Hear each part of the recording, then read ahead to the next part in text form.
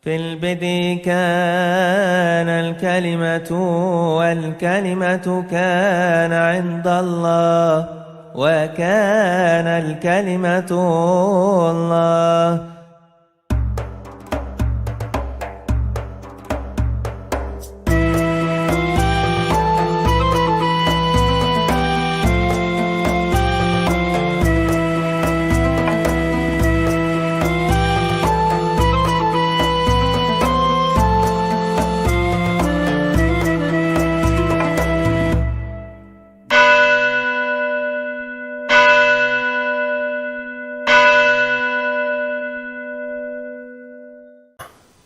Salam sejahtera bagi saudara sekalian dalam Kristus. Pada minggu-minggu terakhir ini kita dihebohkan oleh serangkaian kasus yang berkaitan dengan sensitivitas hubungan antar umat beragama, secara khusus adalah Islam dan Kristen.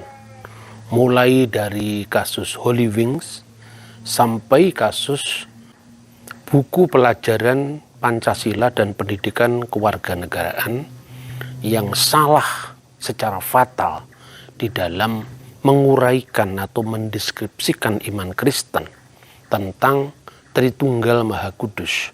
Seolah-olah orang Kristen itu menyembah tiga Tuhan, yaitu Allah, Bunda Maria, dan Yesus.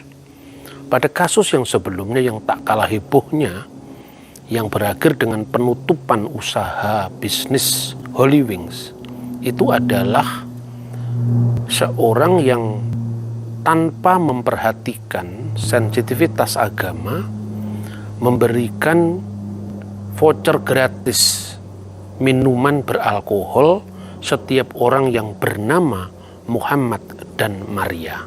Mengapa kedua nama ini menjadi sangat penting?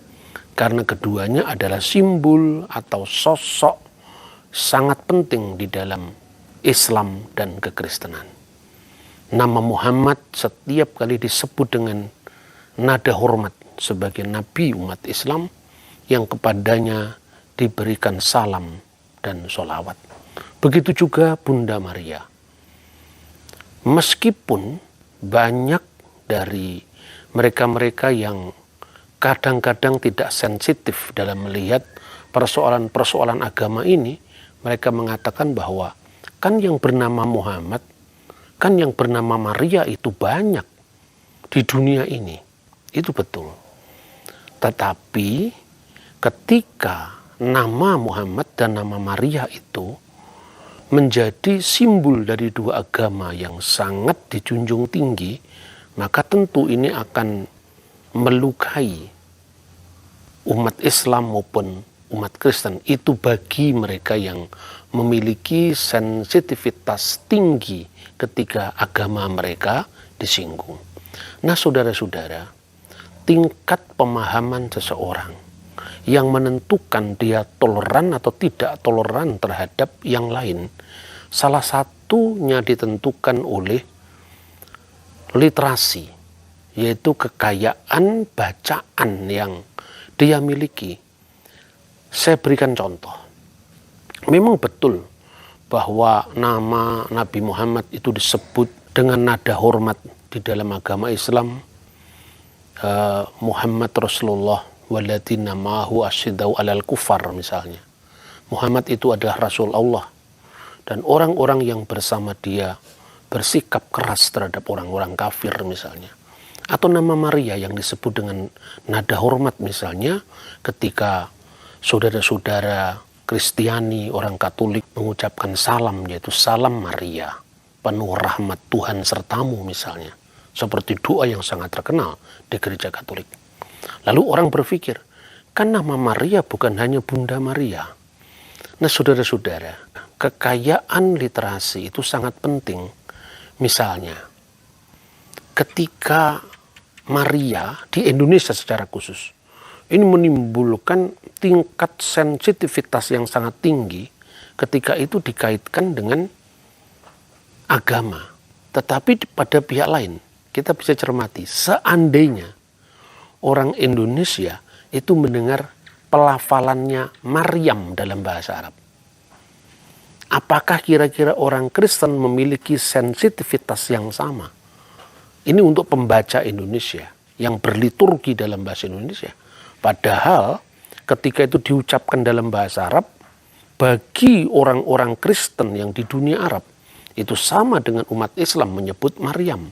Begitu juga orang Indonesia begitu sensitif ketika menyebut nama Isa Al-Masih bagi orang Muslim. Karena Nabi Isa adalah salah satu dari nabi yang dihormati oleh agama Islam. Ketika dia satu pihak hormat kepada nama Isa, tapi di pihak lain beberapa kelompok ekstrim bisa menulis maki-makian di tembok-tembok gereja ketika merusak gereja nama Yesus. Padahal nama Isa diterjemahkan Yesus. His name is the Messiah, Jesus son of Mary. Itu terjemahan Al-Quran dalam bahasa Inggris. Begitu juga kalau Anda membaca Ha-Quran Hamifwar, terjemahan Al-Quran dalam bahasa Ibrani, disebut Shemu HaMashiach, Yeshua ben Miriam. Namanya adalah Al-Masih, Yeshua putra Miriam. Nah, bagaimana kita menanggapi misalnya isu-isu ini seandainya itu diucapkan dalam bahasa lain yang tidak akrab di telinga orang Kristen Indonesia maupun orang Indonesia, maka mungkin situasinya akan berbeda. Karena itu saya katakan, tingkat literasi seseorang itu akan menentukan bagaimana toleransinya terhadap pihak lain. Saudara-saudara yang terkasih di dalam Kristus, meskipun demikian, ketika kita melihat masyarakat kita yang memang sangat sensitif tentang isu-isu keagamaan, bahkan agama itu cenderung laku dijual, dipolitisir untuk kepentingan-kepentingan politik sesaat, maka obatnya bagi saya adalah mengedukasi terus-menerus agar seorang memiliki pemahaman yang lebih terbuka, yang lebih holistik, dan berbasis teologi kerukunan. Saudara-saudara, kalau kita misalnya lebih lanjut melacak nama-nama diri tokoh-tokoh penting, baik itu yang tercatat di dalam Alkitab maupun di dalam Al-Quran, itu lebih menarik lagi. Satu contoh misalnya, orang bisa melacak nama ibunda dari Yesus Kristus, yaitu Maria. Maria adalah pengucapan Latin dari bahasa Ibrani Miriam. Dan baik bahasa Latin, bahasa Ibrani, bahasa Aramaik, dan bahasa Yunani adalah bahasa-bahasa yang hidup di abad pertama pada saat Yesus, ibunya yang mulia, dan para rasulnya yang terkasih itu hidup. Nah, tetapi saudara-saudara, tahukah kita, nama Miriam itu banyak di dalam masyarakat Israel atau masyarakat Yahudi. Tetapi pernahkah kita berpikir bahwa kitab suci itu memiliki konteks sejarah di mana nama-nama itu muncul? Misalnya, orang yang pertama disebut dengan nama Miriam itu adalah saudara Nabi Musa dan Harun. Jadi Mose, nama Ibrani untuk Musa, Ahron, dan Miriam adalah anak-anak dari Amram. Dan sebagaimana kata Abraham mengalami proses Arabisasi menjadi Ibrahim, maka Amram diarabkan menjadi Imron. Nah, jadi Musa, Harun, dan Miriam itu adalah anak-anak dari Amram. Ketika di zaman Perjanjian Baru, ibunya Yeshua atau bundanya Al-Masih dinamakan Miriam. Sebagai orang Yahudi, tentu dia merujuk dari teks kitab Torah. Dan apakah makna dari nama Miriam dalam bahasa Ibrani? Pertama, Miriam itu dilahirkan di Mesir. Dan ketika itu di Mesir, kira-kira abad ke-14 sebelum Masehi, itu bahasa yang ada di sana adalah bahasa Mesir kuno. Yang kemudian sekitar abad 18 itu ditemukan prasasti batu Rosetta. Maka bisa dieja nama-nama Mesir kuno itu. sehingga bisa dilacak nama-nama Alkitab yang muncul dalam konteks Mesir akhirnya bisa ditemukan, termasuk nama Maryam. Bisa jadi nama Maryam itu atau aslinya bahasa Ibrani Miriam diberikan oleh ayahnya, maksudnya Amram, ayah Musa, dalam bahasa Ibrani, bisa juga dalam bahasa Mesir kuno. Nah, di dalam bahasa Mesir kuno dikenal misalnya kata-kata merit yang mungkin menjadi asal-usul kata Miriam apabila nama itu diambil dari bahasa Mesir kuno. Misalnya merit Ra, cinta atau kekasih dewa Ra, atau merit Amon, cinta atau kekasih dewa Amon. Bisa saja seperti itu. Tetapi juga mungkin apabila ayahnya Nabi Musa, ayahnya Nabi Harun, ayahnya Miriam itu menamakan putrinya Miriam dengan bahasa Ibrani. Karena bahasa Ibrani juga bahasa yang dipakai oleh para budak Yahudi yang diperbudak pada zaman itu. Dan kata Miriam itu aslinya dari kata marar yang artinya pahit. Sebagaimana disebutkan misalnya kata ini muncul dalam kitab Torah, yaitu kitab Taurat, kitab Ele Shemot pasal 1 ayat 14 yang berbunyi V'yimariru et hayechem be'abudahasa, dan telah memahitkan mereka dengan kerja yang keras. Maksudnya saat Bani Israel itu diperbudak di tanah Mesir. Bisa juga seperti yang dirujuk dalam kitab Nabi Yesaya. Kata mar itu artinya setetes atau tetesan, dan yam itu artinya laut, setetes air laut. Sehingga nantinya diterjemahkan menjadi stila maris misalnya. Itu kemungkinan-kemungkinan yang ada. Tetapi tentu saudara-saudara, konteks ini sangat penting ketika kita melacak Nabi ini hidup pada masa siapa, bahasa yang dipakai apa, dan tentu tidak semuanya bisa dilacak dari bahasa Yunani hanya karena Injil ditulis dalam bahasa Yunani, atau semua ketemu dilacak di dalam bahasa Arab hanya karena wahyunya ditulis dalam bahasa Arab. Kalau seperti itu kita tidak akan ketemu sosok historis Maryam, sosok historis Musa, sosok historis Harun, dan sebagainya. Jadi saudara-saudara, rumit kan? Bahwa pembahasan-pembahasan yang berkaitan dengan sejarah, etimologi, bahasa, arkeologi itu selalu rumit. Makanya seandainya studi agama-agama itu terbuka pada kajian sejarah, kajian arkeologi, dan untuk sementara waktu kita mundurkan dulu pemahaman kita, keyakinan kita tentang wahyu, apapun agamamu, maka kita akan terbuka wawasan kita dengan perbedaan-perbedaan yang ada. Nah, kata Muhammad juga penting karena umat Islam sangat menghormati Nabi Muhammad, dan Muhammad itu berkaitan dengan kata yang terpuji, Ahmad atau Muhammad.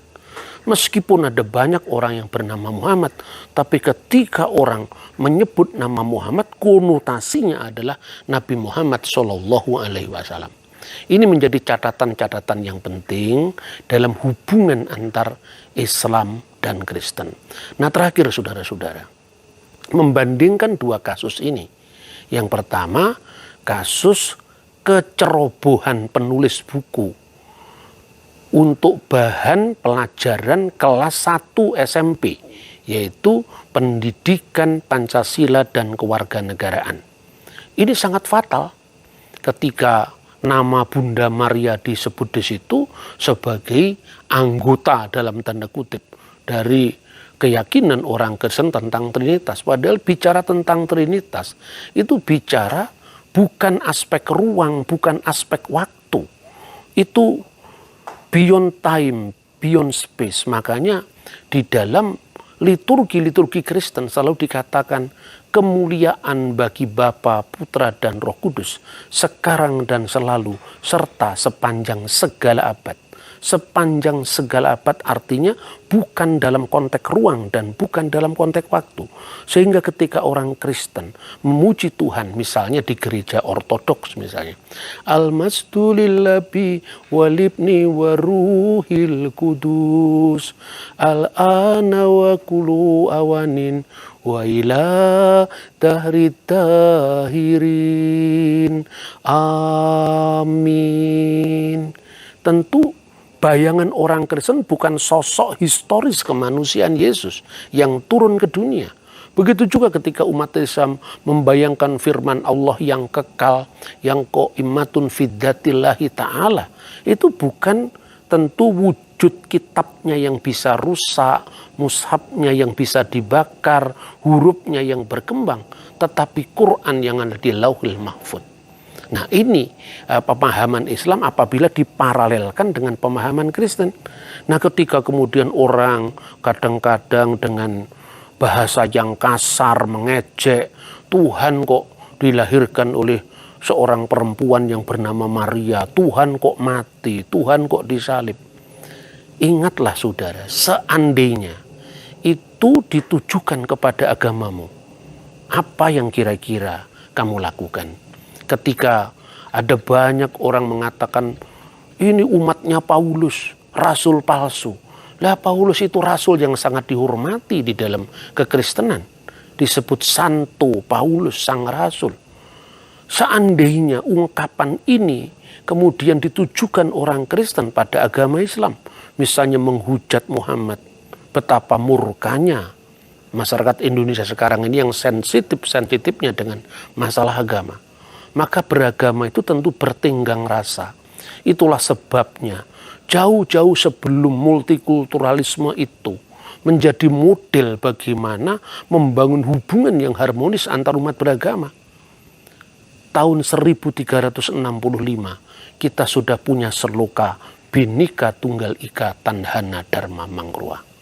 Jadi marilah kita bersikap bijak bahwa seorang Kristen menghormati Bunda Maria yang bigoiri fasad waladat kalimatullah, yang tanpa cacat celah, yang dengan kemurniannya telah melahirkan firman Allah, karena firman itu telah menjadi manusia. Wal kalimatu sara jasadan. Kehulokos saks egin itu paralel, tidak menyamakan dengan ketika umat Islam mengatakan bahwa kalamullah itu telah nuzul menjadi kitab suci Al-Quran yang diterima oleh Nabi Muhammad, yang digambarkan Nabi Al-Umi, sehingga dia tidak bercampur tangan apapun di dalam konteks pewahyuan. Maka demikian juga keperawanan Maria itu ditekankan karena untuk menegaskan bahwa benih yang dikandung Maryam itu bukan benihnya Yusuf, bukan benih manusia, tetapi lahir dari Roh Suci atau Roh Kudus. Dan Roh Suci itu bukan malaikat Jibril. Roh Suci itu bukan makhluk, tetapi Roh Suci atau Rohul Kudus atau Ruah HaQodes adalah sumber hidup yang ada di dalam diri Allah itu sendiri. Karena itu mari kita belajar dari dua kasus yang sudah saya sebutkan. Kasus Holy Wing yang harus dihadapi dengan murka yang luar biasa sehingga usahanya harus ditutup. Tetapi bagaimana dengan kasus kecerobohan dari buku PPKN ini?